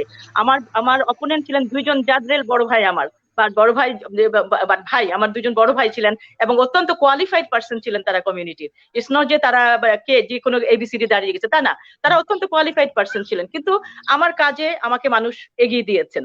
তো সেই ক্ষেত্রে বলবো যে নতুন প্রজন্মকে আমাদের কমিউনিটির সাথে সম্পৃক্ত হতে হবে। কমিউনিটির সাথে সম্পৃক্ত না হলে, যেমন আজকে এবার ইলেকশনে দেখেছেন কমিউনিটির সাথে সম্পৃক্ত ছিল না সবগুলো ক্যান্ডিডেটের, তারা কমিউনিটিকে রিচ করেন, তারা নিজেরাই দাঁড়িয়ে গিয়েছে। তো কমিউনিটির সাথে ইনভলভ হতে হবে, কমিউনিটির মানুষের কাছে আসতে হবে, কমিউনিটির কাজে আসতে হবে, নিজের কাজ দেখাতে হবে, তাহলেই মানুষ আপনাকে এগিয়ে দিবে সামনের দিকে, আমি মনে করি। না, এইবার তো ভাবি এই করোনা ভাইরাসে বাংলাদেশ সোসাইটি তো একটি অত্যন্ত গুরুত্বপূর্ণ সামাজিক এবং আমার মনে হয় যে কমিটির জন্য বিশাল একটি কাজ করেছে। তারা কবরস্থানের মানুষকে উন্মুক্ত করে দিয়েছে, অনেকে দাফনের সাহায্য করেছে, আর্থিকভাবে সাহায্য করেছে। তো সোসাইটিতে যে রোলটা আপনার জমানায় ছিল আর এখনকার যেটা চলে আসছে, এর ভিতর যে একটা পার্থক্য, সেই পার্থক্যটা হ্যান্ডেল করার জন্য আমাদের সমাজে কিরকম নেতৃত্ব তৈরি হচ্ছে? আমাদের সমাজে, আমাদের বাংলাদেশি সমাজে নেতৃত্ব তৈরি হয়নি কুন্দল করা ছাড়া, আমাদের হয়নি আসলে, সত্যি কথা বলতে কি। আর সোসাইটির যেটা বলেছেন আপনি, কবরস্থান দিয়েছে, এই কবর সোসাইটির যখন 2000 সোসাইটির ইতিহাসে, আমি বলবো সোসাইটির ইতিহাসে কোন কমিটি যদি সোসাইটিকে ফান্ডে টাকা দিয়ে আসে, সেটা ছিল আমাদের কমিটি, আমার 2007-8 এর কমিটি প্রথম, যে আমরা $216,000 রেখে দিয়ে আসছিলাম সোসাইটির অ্যাকাউন্টে, যেখানে আমরা একটা পাইপে নিয়ে শুরু করতে পারিনি, আমাদেরকে ব্যাংক অ্যাকাউন্টও দেওয়া হয়নি। সেই অবস্থান থেকে 2 বছরে আমরা এত কাজ করার 38 আইটে কাজ করেছি। 38 আইটেমে কাজ করার পরে $216,000 আমরা সোসাইটির ফান্ডে রেখে এসেছি, যেখান থেকে 190,000 ছিল আমাদের আলাদা ব্যাংক অ্যাকাউন্টে করে দিয়েছিলাম, যে বাংলাদেশ কমিউনিটির জন্য একটা বড় বাংলাদেশ ভবন কিনবার জন্য। বাট আমার পরবর্তী কমিটি যিনি আসছেন, ওনারা মনে করেছেন এই টাকাটা উনি থাকাকালীন এটা ব্যয় করবেন, ওনারা তখন কবরস্থান কিনেছেন, যদিও আমাদের রেজুলেশন করা ছিল এই টাকাটা রাখা হয়েছে বাংলাদেশ ভবন কিনবার জন্য, এবং পরবর্তী যেই কমিটিগুলো আসবে তারা সবাই এই ফান্ডে টাকা জমা দিবে, এবং টাকা যখন এনাফ হবে তখন বিরাট একটা বাংলাদেশ ভবন কিনবেন। কারণ আমরা মনে করছি মসজিদ তো কেনার, এটা আমাদের এখানে সরি কবরস্থান কেনার জন্য তো আমাদের মুসলিম সেন্টার গুলো রয়েছে, অনেক মসজিদ রয়ে গেছে নিউ ইয়র্ক সিটিতে, যারা এটা করতে পারেন। সোসাইটি হলো সামাজিক সংগঠন, সামাজিক সাংস্কৃতিক সংগঠন, সেখানে সামাজিক কাজকর্ম পরিচালনা করার জন্য আমাদের একটি বাংলাদেশ ভবনের দরকার ছিল। বা যাই হোক, এবার কোভিডে সবার উপকার হয়েছে, সবাই উপকার পেয়েছেন, সেটাও একটা কাজ হয়েছে। আমি ধন্যবাদ জানাই সোসাইটি কর্মকর্তাদের যে তারা এই কাজটা করেছেন, মানুষকে ফ্রি কবরস্থান দিয়েছেন। বা সেটা মসজিদগুলোও করছে, মসজিদগুলো করতে পারতো, কিন্তু আমাদের ওই টাকাটার সাথে আরো টাকা যুক্ত হলে আমাদের নিজস্ব একটা স্থাপনা হতে পারতো, এটাই আর কি। এখানে আমার দুঃখটা রয়ে গেল। আপনাদের কথায় আমার একটা ব্যাকগ্রাউন্ডে কি হচ্ছে, রবীন্দ্রনাথের একটা কথা মনে এলো। রবীন্দ্রনাথ বলেছেন, আমরা দল করি না, দলাদলি করি। যথার্থই বলেছেন রবীন্দ্রনাথ। দলাদলি না করে দল করাতে ভালো। আমি কয়েকটা কমেন্ট পড়ছি এখানে। বেলাল আহমদ, আমি সৌদি জেদ্দার থেকে বলছি, অনেক ধন্যবাদ আপনাকে। অনেক ধন্যবাদ। আর শেরিন নাদিম বলছে, নার্গিস অনেক ভালো, ফান করা, she is a great leader. আচ্ছা, আর আমাদের আতিকুর রহমান ভাই বলছেন, great discussion. Taskin, great discussion. Atiqur Rahman আরেকটা বলেছেন যে Banga Sammelan is a organisation, Fobana is a federation, but regardless, unity has to be everywhere. It's an organization, not federation. Shaila Azim, Nargis Ahmed, Bhabi awesome. Shahidul Shamim, she is good. Shaila, wonderful team work. Arjun Bulshir, আচ্ছা সবই পড়তে পারছি না। জান্নাতুন নাহার বলছে, proud of you, my dear আপা। আচ্ছা, এবার আমরা শারমিন মাহসিন, আলহামদুলিল্লাহ অসম আপা। আচ্ছা, এবার একটু আমরা মোড় ঘোরাই, কারণ নার্গিস আহমদ তো অনেক পরিচয় আছে, তিনি আবার কবিতা আবৃত্তি করেন। একটা আপনার কাছ থেকে একটা কবিতা শুনলে কেমন হয়? এখন হাওয়াটা বেশ ভারী হয়ে উঠেছে। আমার তো ধারণা ছিল ভাবি গান করবে আর আপনি কবিতা আবৃত্তি করবেন, কিন্তু ধারণা ছিল আমার।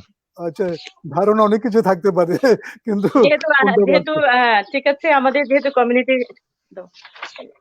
আচ্ছা, তারেক আমি একটা কবিতাই শোনাই তাহলে।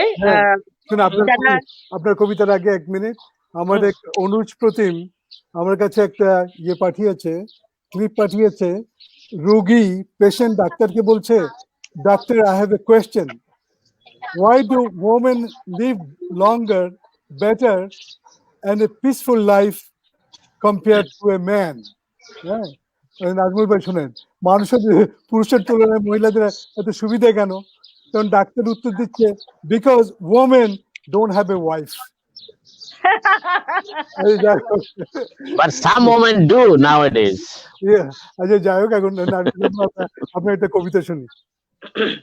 ঠিক আছে, এতক্ষণ যেহেতু আমাদের শোভানা সাংগঠনিক কথাবার্তা বলতে গিয়ে মনে হচ্ছে আমাদের আল্লাহর রহমত দরকার আমাদের কমিউনিটির উপর, আমাদের সকলের উপরে আল্লাহর রহমত বর্ষণ হওয়া উচিত, যেন আমাদের সবার মন থেকে সমস্ত দ্বিধা দ্বন্দ্ব দূর হয়ে যায়, সমস্ত বিদ্বেষ দূর হয়, মানুষজন আমরা সম্প্রীতির সাথে বসবাস করতে পারি।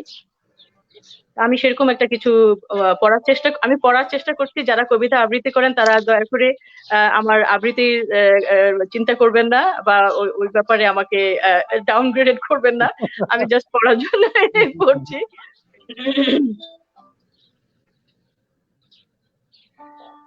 ভগবান, তুমি যুগে যুগে দূত পাঠায়েছ বারে বারে দয়াহীন সংসারে, তারা ভুলে গেল ক্ষমা করো সবে, বলে গেল ভালোবাসো, অন্তর হতে বিদ্বেষ বিষ নাশো। বরণীয় তারা, স্মরণীয় তারা, তবুও বাহির দ্বারে আজি দূর দিনে ফেরানো তাদের ব্যর্থ নমস্কারে। আমি যে দেখেছি গোপন হিংসা, কপট রাত্রি ছায়ে, আমি যে দেখেছি প্রতিকারহীন শক্তের অপরাধে বিচারের বাণী নীরবে নিভৃতে কাঁদে। আমি যে দেখিনু তরুণ বালক উন্মাদ হয়ে ছুটে, কি যন্ত্রণায় মরেছে পাথরে নিষ্ফল মাথা কুটে। কণ্ঠ আমার রুদ্ধ আজিকে বাঁশি সঙ্গীত হারা, অমাবস্যার কারা লুপ্ত করেছে আমার ভুবন দুঃস্বপনের তলে। তাই তো তোমায় সুধাই অশ্রু জলে, যাহারা তোমার বিষাইছে বায়ু, নিভাইছে তব। তুমি কি তাদের ক্ষমা করিয়াছ? তুমি কি বেসেছো ভালো? বাহ, চমৎকার, অত্যন্ত সময় উপযোগী। রবীন্দ্রনাথ তো টাইমলেস, উনি লিখেছেন, কিন্তু এই সময়ের জন্য খুবই উপযোগী একটি কবিতা। এখানে আরেকজনে কমেন্ট করেছে, আব্দুল সবুর, নার্গিস আহমেদ,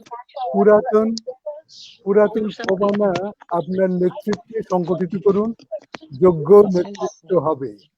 হ্যাঁ, আর রোশন হাসান লিখেছে, নাইস টু সি নার্গিস আপা after a long time, three of you are a great panel, enjoying my time in a beautiful sunny day. Mohammad Mohsin দিয়েছে, বা অসাধারণ আপা। ওই চমৎকার, সবাইকে অনেক অনেক ধন্যবাদ আমাদের সাথে থাকার জন্য। আমাদের মনে হয় সময়টা প্রায়। আর একটু আমার প্রশ্ন তো রয়ে গেল, আড্ডা কাছের একটা প্রশ্ন ছিল। হ্যাঁ, বলুন বলুন। আমার এই প্রশ্নটা খুব, আমি জানি না ভাবি কিভাবে নিবেন, তবে আমার প্রশ্নটা আবার করতে ইচ্ছেই করছে, যেহেতু কাছের মানুষের আড্ডা। রাইট। হ্যাঁ ভাবি, আপনার জীবনে প্রেম কি কোনোবার এসেছিল? ও মাই গড, প্রেম! কারণ আমরা তো সবসময় ছোটখাটো এই গানটা শুনি, সেই লতা, সেই গান, প্রেম একবার এসেছিল নীরবে। আমি তাহলে আপনাকে গানে গানেই বলি, প্রেম একবার এসেছিল নীরবে আমারে দুয়ার প্রান্তে, সে তো হায় মৃদু পায় এসেছিল, পারিনি তা জানতে পারেনি ভাই, এসেছিল। না জানতে পারেন নাই নাকি বুঝতে পারেন নাই? দুটোই। আসলে প্রেম বলে কোনো কথা নাই, আসলে প্রেম আসলে মানে আমার মনে হয় না যে প্রেম বলে কোনো কিছু আছে। ওটা বলে মানুষের প্রয়োজনে আসে, প্রয়োজনে চলে যায়। প্রেম বলে কোনো কিছু আসলে নাই। কি বলেন, প্রেমের জন্য কি অসাধারণ সব সাহিত্য, নাটক, অসাধারণ কবিতা। সাহিত্যই করে, ওইটাও তাদের স্বার্থেই করে। তারা প্রেম করে অসাধারণ সাহিত্য রচনা করবার জন্য, যখন রচনা করার সময় হচ্ছে তখন সব শেষ হয়ে যায়। আচ্ছা ভাবি, আপনি তো বললেন, আমার কিন্তু প্রশ্ন করতে ইচ্ছা করছে, প্রেম আর ভালোবাসার ভিতর ডিফারেন্সটা কি তাহলে? হ্যাঁ, প্রেম, এটা একটু খুব আধ্যাত্মিক প্রশ্ন হয়ে গেল নাজমুল ভাই। হ্যাঁ, এটা মানে ফারুক না ভাইকে করলে বেটার হয়, কারণ উনি আবার এই না ব্যাপারে না মোটামুটি। না না না না না না, উনি তো শুনেন, উনাকে আমি প্রশ্নটা করি নাই, কারণ উনি হচ্ছে প্রফেশনাল সাইকোলজিস্ট। তো রাইট। আমি এই প্রশ্নের উত্তর ওনার কাছ থেকে নিব না, শুনেন, আপনার কাছ থেকে নিব। প্রেমটা হচ্ছে কোনো কিছু চাওয়ার জন্য আসে, ওকে, আর ভালোবাসাটা থেকে যায়, থাকে। এটা নিজের ফ্যামিলির ভালোবাসা হতে পারে, বাবা মার ভালোবাসা হতে পারে, ভাই বোনের ভালোবাসা হতে পারে, আত্মীয় স্বজনের, বন্ধু বান্ধবের ভালোবাসা। ভালোবাসাটা থাকে, চলে যায় না। আর যারা প্রেম করতে আসে তারা কোনো না কিছু চাওয়া পাওয়ার থাকে তাদের, সেই হিসাবেই তারা সেটাকে ধরে, এবং চাওয়া পাওয়া না থাকলেই প্রেম ভেঙে যায়। দেখেন তো, আপনারা শুনেন তো, জানেন তো কত প্রেম ভেঙে যায়, কত কি কিছু হয়। আমার কাছে হলো মানে ভালোবাসাটা হচ্ছে স্থায়ী, এবং যেটা যেটা পরিবারভুক্ত হতে পারে, মানে পরিবারভুক্ত ব্যাপার। আর প্রেমটা একটা সিঙ্গেল ব্যাপার, একটা সিঙ্গেল অর্থে।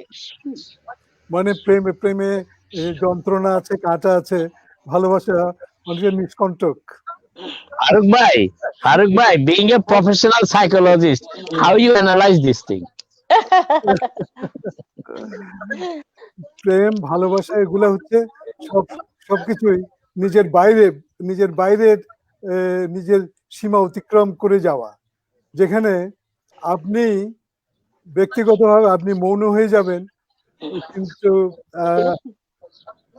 যেটা মুখ্য হবে আরেকজন, একদম প্রধান হবে আরেকজন, যেখানে আপনি হয়ে যাবেন গৌণ। আচ্ছা, আমরা এই ব্যাপারে মনে আরেকদিন কথা বলতে হবে। আরেকদিন কথা বলতে হবে। জি। আমরা একটা বিশেষ সেমিনার আমরা করব, ওটা হবে প্রেম বিষয়ক সেমিনার। আর নাজমুল ভাইকে ওই সেমিনারে চেয়ারম্যান করে দেবেন। রাইট। না ভাবি, ওনার মতো একজন যোগ্য প্রেমিক থাকতে আমার তো ওইটা এই জীবনে আর হবে না ওই চেয়ারম্যান হওয়া ভাবি। বিশ্বপ্রেমিক। ফারুক ভাইয়ের মতন একজন প্রেমিক থাকতে। রাইট। শুনে, ওই যে প্রেমিক কেন, আমি সেই কথাটা আসেন। প্রেমিক ওই জন্যই, কারণ প্রেমিক হয়েছিলেন বলে ওনার অনেক সৃষ্টি হয়েছে, উনি কবিতা লিখেছেন অনেক। তো সেটাই বললাম যে প্রেমিকটা হচ্ছে যে একক ব্যাপার, এবং তারা তাদের স্বার্থেই প্রেম করে, যে তাদের রচনা করার জন্য তাদের রচনা আসে, তখন প্রেম ছাড়া রচনা আসে না। কিন্তু ভাবি, অনেকে প্রেমকে তো এনার্জিও বলে। কাইন্ড অফ এনার্জি পায় বলেই তো লিখতে পারে। নাজুল ভাই, আপনাকে জিজ্ঞেস করি না কেন, কারণ আপনারা সারাক্ষণ শুধু আমাদের জিজ্ঞেস করবেন। আপনাকে জিজ্ঞেস করি, আপনার প্রেমটা কখন এসেছিল প্রথম? এবার বলেন। কি তাকাচ্ছেন কেন? আপনার প্রেম নিয়ে বলেন। আমি বের করার চেষ্টা করছি কখন এসেছিল। উনি মৌন হয়ে গেছেন উনি। না, উনি খুঁজছেন, না নাজুল ভাই খুঁজছে, এত এসছে কোনটা বলবে। রাইট। বলেন নাজুল ভাই, একটা বলেন অ্যাটলিস্ট আমাদেরকে। না ভাবি, ওই প্রশ্নে এখনো একটু সময় লাগবে বলতে। কেন? এখন তো আর কোনো ভয়ের ব্যাপার নাই, বাচ্চারা বড় হয়ে গেছে। না ভাবি, এইটা তো বাস্তব যে আপনি একটু আগে বললেন যে প্রেম আসে আবার প্রেম চলে যায়, অনেকে টের পায়, অনেকে টের পায় না, ঠিক না? আবার অনেকে টের পায় জীবনের শেষ প্রান্তে এসে। তো এটা তো ভেরি ভেরি কোন রকম কনক্লুশন আসা যাবে না। সেই জন্যই আমরা ছোটকাল থেকে বারবার শুনি প্রেম একবার এসেছিল নীরবে। এই গানের কথা, গানের সুর এবং কথার সাথে আমাদের অনেকের জীবন এমন ভাবে মিলে গেছে, এই বিষয়ে আলোচনা করাটাই আমাদের জন্য অনেক সময় খুব খুব মানে কি বলবো, কঠিন কাজ। বিপজ্জনক বলবো না, কঠিন কাজ। নীরবেই যায়, এই জন্য কেউ এটা সরবে বলতে চায় না, বলে না। এটাই হলো মেইন ব্যাপার। এইটাই মেইন কথা, এটাই আমি ফিল করি। তবে আমি একটা জিনিস মনে করি যে প্রেম কিন্তু অনেককে ইন্টারনালি ফোর্সফুল করে, শক্তিশালী করে, আবার অনেককে ডিভাস্টেটিং পর্যায়ে নিয়ে যায়। তো সবকিছুই আছে। আর আজকে আমরা আলোচনা করছি কাছের মানুষ, একজন সাইকোলজিস্ট। তা আমি বেশি দূর যেতেও চাই না, কারণ কোনখানে আবার কোন বিপদে পড়ে যাই। না, জয় নিরাপদ। আচ্ছা, আমাদের সময় প্রায় শেষ হওয়ার আগে আপনারা যদি কিছু বলেন, আপনাদের শেষ বক্তব্য। নার্গিস আহমেদ। শেষ বক্তব্য বলে কোনো বক্তব্য নাই, বক্তব্য তো বলেই গেলাম, শেষ বলে কোনো কিছু নাই, আবারও আসবো ইনশাল্লাহ। আর ভালো লাগছে, আপনি আমার চ্যানেল 52 কে এবং আনাম ভাইকে অনেক অনেক ধন্যবাদ, ওনারা কাছের মানুষ হিসেবে আমাকে কাছে টেনে নিয়েছেন বলে অনেক ধন্যবাদ। ফারুক ভাই আপনাকেও, নাজমুল ভাই আপনাকে অনেক ধন্যবাদ, আপনি আমাদের সাথে যুক্ত হয়েছেন, সময় দিয়েছেন, আপনার মূল্যবান টাইম। আমি জানি নাজমুল ভাই এখন আমাদের নিউ ইয়র্কের সেলিব্রিটি সাংবাদিক, উনি সবখানেই মানে বিশেষ করে টাইম টিভিতে ওনার যে সংবাদ পর্যালোচনা উনি করেন, সংবাদটা দেন, এটি অত্যন্ত হিট হয়েছে এবং মানুষ অনেক ভিউয়ার্স হয় জাস্ট বিকজ টু মানে সি দ্যাট দ্যাট ফার্স্ট পর্ব, ওনার ওনার খবরের পর্বটা। তো অনেক ধন্যবাদ নাজমুল ভাই আপনাকে। আর আমাদের সমাজের, আমরা যে সমাজে বসবাস করি, আমরা এখন পিছনে থাকতে চাই, পিছনে সিটে থাকতে চাই। আমরা নতুন প্রজন্ম যারা আছেন তাদেরকে আমরা এগিয়ে দিতে চাই, তারা সামনে এগিয়ে যাক, তাদের জন্য যদি কাজ করতে হয় করব। তো করব মানে কি, আমার মানে করার যদি সেরকম কোয়ালিটি সম্পন্ন যদি আপনি তো ভাবি করেছেন, আমি দেখেছি যে আমাদের আমাদের একজন কমিটির একজন অত্যন্ত প্রতিভাবান ক্যান্ডিডেট মেরি জুবাইদার জন্য আপনি কাজ করেছেন। আমি এটাতেও কিন্তু খুব বিমোহিত হয়েছিলাম যে আপনি যেভাবে এই বিষয়টাতে জড়িয়েছেন নিজেকে, যে আমার কাছে খুবই ইন্সপিরেশনাল মনে হয়েছে বিষয়টা। আমার মনে হয়েছে, এবং ওনার কাজ দেখেছি আমি, বহুদিন থেকে উনি কাজ করছেন এবং অত্যন্ত একজন ডিসেন্ট পারসন, কোয়ালিফাইড, তো অবশ্যই কোয়ালিফাইড, অত্যন্ত ডিসেন্ট একটা মানুষ। হ্যাঁ, এবং যিনি মিন করেছেন, উনি ইলেকশন করেছেন উইন করবার জন্য। অনেকে ইলেকশন করেছেন জানে হারবে, তাও আচ্ছা একটু ইলেকশন করি, হ্যাঁ আমার নাম তো একটু পত্রিকায় আসবে, আমি তো একটু টিভিতে, আমার মেইন স্ট্রিমের মিডিয়ায় হয়তো আমি আসবো। সুতরাং কোনো কিছু বিবেচনা না করে অনেকে দাঁড়িয়েছে, জাস্ট আমি একজনের দাঁড়িয়ে গেলাম। কিন্তু ম্যারি জুবাইদা তা করেননি, উনি কিন্তু দেখেছেন, উনি হোমওয়ার্ক করেছেন যে কোথায় দাঁড়ালে কোথায় কোন জায়গাটায়। আরেকটা জিনিস ভাবি উনি করেছেন, উনি যে এলাকাতে দাঁড়িয়েছেন সে এলাকার মানুষকে চেনার চেষ্টা করেছেন। সেটাই তো বলছি যে উনি হোমওয়ার্ক করেছেন, উনি ওই এলাকার উপরে ওনার হোমওয়ার্ক করেছেন, উনি জানেন এক্স্যাক্টলি কোথায় কি ঘটতে যাচ্ছে। কিন্তু আমাদের বাংলাদেশিরাই, ওই এলাকার বাংলাদেশিরাই, একটা গ্রুপ অফ মানে পিপল, তার বিরোধিতা করেছে বিকজ অন্য ক্যান্ডিডেটের জন্য। হ্যাঁ, তো কথা হলো বিরোধিতা করবো, আমি বলবো না যারা ভোট দিতে যায়নি। সুতরাং আমার মনে হয় যে আমাদের কমিউনিটি থেকে এগুলো দৌড়ানো উচিত, কারণ এই জিনিসগুলো যদি যতদিন পর্যন্ত আমরা না দৌড়াতে পারবো তাহলে আমাদের কমিউনিটি কখনো এগিয়ে আসতে পারবে না। কারণ ম্যানেজমেন্টের জন্য কাজ করতে পারে আমার খুব ভালো লেগেছে, যতটুকুই করেছি, যত সামান্যই। কোভিড এর জন্য আমরা বাইরে বের হয়ে কাজ করতে পারি, কাজ তো শেষ হয়নি, কাজ তো শেষ হয়নি। এবং আমি একটা কথা বলতে চাই যে আপনাকে ঘর থেকে আরো বের হতে হবে, আপনি ঘরে বসে আর কাজ করা চলবে না, ঘর থেকে আরো বের হতে হবে। কারণ এই ফোবানা করতে গিয়ে আমি খুব ডিসহার্টেন হয়েছি, এই ফোবানা করতে গিয়ে আমি সত্যি সত্যি খুব ডিসহার্টেন হয়েছি। কাছের মানুষগুলোর নোংরা চেহারা দেখে আমি খুবই ভীত হয়েছি। তো আমি জানি না আল্লাহ কবে তাদেরকে ঠিক করবে, তাদের মন পরিষ্কার করবে, তাদের মাথা থেকে মানে হিংসা বিদ্বেষ দূর করবে, সেদিন হয়তো বা আবার বের হয়ে কাজ করতে পারবো। কিন্তু আপনি তো একটু আগেই বললেন যে মেরি জুবাইদার আশাব্যঞ্জক ফেস আপনি দেখেছেন। একটা আশাব্যঞ্জক ফেস দিয়ে একটা হতাশা ফেসকে ঢেকে ফেলাটা কি খুব ভালো কাজ নয়? এখন অনেকগুলো হতাশা ফেস হলে কি করবেন? হ্যাঁ, অনেকগুলো ফেস হলে কি করবেন? কারণ স্বাভাবিকভাবে, কারণ আমি যুগ যুগ ধরে কাজ করেই যাচ্ছি, কমিউনিটির জন্য কাজ করেই যাচ্ছি। আমার যখন একটা প্রয়োজন পড়বে, তখন আমার প্রয়োজনে যখন আমি ডাকবো, তখন আমার প্রয়োজনে, আমার নিজের প্রয়োজন না, এটা আমার দেশের প্রয়োজনের জন্য ছিল। আমি বাংলাদেশ সম্মেলন করেছি, আমি আমার ড্রামা সার্কেল সম্মেলন করিনি, তাই না? তো সেখানে যদি বাংলাদেশিরা সবাই $30 খরচ করে আসতে পারেননি, তাহলে সেই কমিউনিটিকে আমার দেওয়ার মতো কিছু আছে বলে আমি মনে করি না। আমি অত বিদ্যমান না। নাসাউ কলেজে হয়তো 3000 লোকের সমাবেশ হতো, 4000 লোক দিয়ে সমগ্র কমিটিকে বিচার করা আমি যুক্তিযুক্ত মনে করি না। আমি এখনো মনে করি কমিটির একজন সাংবাদিক হিসেবে দীর্ঘদিন আপনার প্রচুর জনপ্রিয়তা আছে। আপনি কাজ করতে চাইলে এই 3-4000 মানুষ যদি নাও গিয়ে থাকে, কিন্তু এখনো কমিউনিটিতে হাজার হাজার মানুষ আছে যারা আপনি ডাক দিলে আপনার যে কোনো ভালো কাজে তারা পাশে থাকবে। যখন এই ফোবানায় যে অনিয়মটা চলছিল, ফোবানায় যে এই ধ্বংসাত্মক কাজগুলো চলছিল, আমি তো দেখিনি এই হাজার হাজার জনগণ সোচ্চার হয়েছে। সোচ্চার হয়নি কেউ, সবাই চুপচাপ বসেছিল, খেলা দেখেছে। এবং আমাদের নিউ ইয়র্কেরই ভাবি সহজে কেউ সোচ্চার হয় না, তার কিন্তু এটার জন্য এবং অনেকেই নাজিব ভাই অনেকেই চেয়েছে, আমি বলবো অনেকেই, এবং দুই পক্ষের ফোবানারই অনেকেই চেয়েছে আমরা যেন সাকসেসফুল না হই, আমরা যেন উঁচুতে না উঠতে পারি, আমরা যেন বড় কিছু না করতে পারি, তো এগুলো তো থাকবেই। আমাকে ইন্টারাপ্ট করতে হচ্ছে কারণ হ্যাঁ, আমাদের জি। সময় প্রায় শেষ। জি। তো আমি শেষ করি 1 মিনিটে। আমাদের সকলের প্রতি অসীম কৃতজ্ঞতা, চ্যানেল 52 কে এবং ফারুক ভাইকে বিশেষ করে অনেক কৃতজ্ঞতা, এবং এই আড্ডা to be continued. Thank you. আচ্ছা, to be continued. আরেকটা মন্তব্য পড়ে শেষ করছে। আমার বোন লিখেছে, ইয়াসমিন জামান, খুব সহজ, সুন্দর এবং মজার আড্ডা হলো। সবাইকে অনেক ধন্যবাদ। আমিও সবাইকে ধন্যবাদ। অনেক ধন্যবাদ আপাকে। আপা অনেক ধন্যবাদ, আপনি লন্ডনে বসে দেখছেন, অনেক ধন্যবাদ আপনাকে। আমরা এই বোন লিখেছে টরন্টো থেকে। ও হ্যাঁ, টরন্টো থেকে, টরন্টো বোনকে। আচ্ছা, আপনার তো বোন ছড়িয়ে ছিটিয়ে আছে এদিক সেদিক সবাই। আবির আলমগীর লিখেছে, চ্যানেল 52 কে ধন্যবাদ, এ ধরনের একটা আয়োজনের মধ্য দিয়ে কমিউনিটির অনেক তথ্য জানতে পারলো সবাই। ধন্যবাদ আবির আলমগীর, অনেক ধন্যবাদ। যথার্থই বলেছে।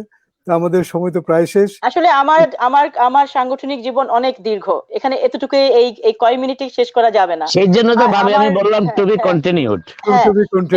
আমার অনেক কথা, অনেক পোড়ন, অনেক দুঃখ বেদনা আছে আমার বুকে, কিন্তু ওই দুঃখ বেদনা থেকে মাঝে মাঝে বলে ফেলি যে আমি আর মানে যাব না, কিন্তু তারপর আবার চলে যাই। হ্যাঁ, আবারও চলে যাই। হ্যাঁ, আমি বারবারই বলি আবারও চলে যাই। যাই হোক, আপনাদের ভালোবাসা টানেই চলে যায়। আমাদের যারা ভালোবাসেন, কিছু মানুষ তো ভালো মানুষ আছে, না হলে তো দুনিয়া থাকতো না, তাই না? এই ভালো মানুষগুলো যদি উঠে আসে, সোচ্চার হয়, তাহলে কাজ করার পরিবেশ সৃষ্টি হয়। আসলে এই যে আপনার এই আকর্ষণ, এটা অনেকটা নারীদের প্রসব বেদনার মতো। যখন প্রসব বেদনা উঠে, তখন বলে না আমি আর দ্বিতীয়বার অন্তঃসত্ত্বা হব না, কিন্তু দেখা গেল পরের বছরে আবার অন্তঃসত্ত্বা। সেম থিং আমার বেলাও ঘটেছে। আমি 10 বছর গ্যাপ নিয়েছিলাম যে আর যাব না ওই পথে, কিন্তু আবার 10 বছর পরে আবার আরেকজন। যে দর্শক বন্ধুদের, আপনাদের অনেক অনেক ধন্যবাদ আমাদের সঙ্গে থাকার জন্য। আপনারা যত দূরে থাকুন, কিন্তু এই প্রযুক্তির বদলতে এবং আমাদের মনের টানে আপনারা কাছেই আছেন, এবং এই কাছের মানুষ, এই অনুষ্ঠানটা নিয়ে আমরা আবার আপনাদের সামনে আসব। আপনারা ভালো থাকুন, সুস্থ থাকুন, নিরাপদে থাকুন, সতর্কতা মেনে চলুন। অনেক ধন্যবাদ।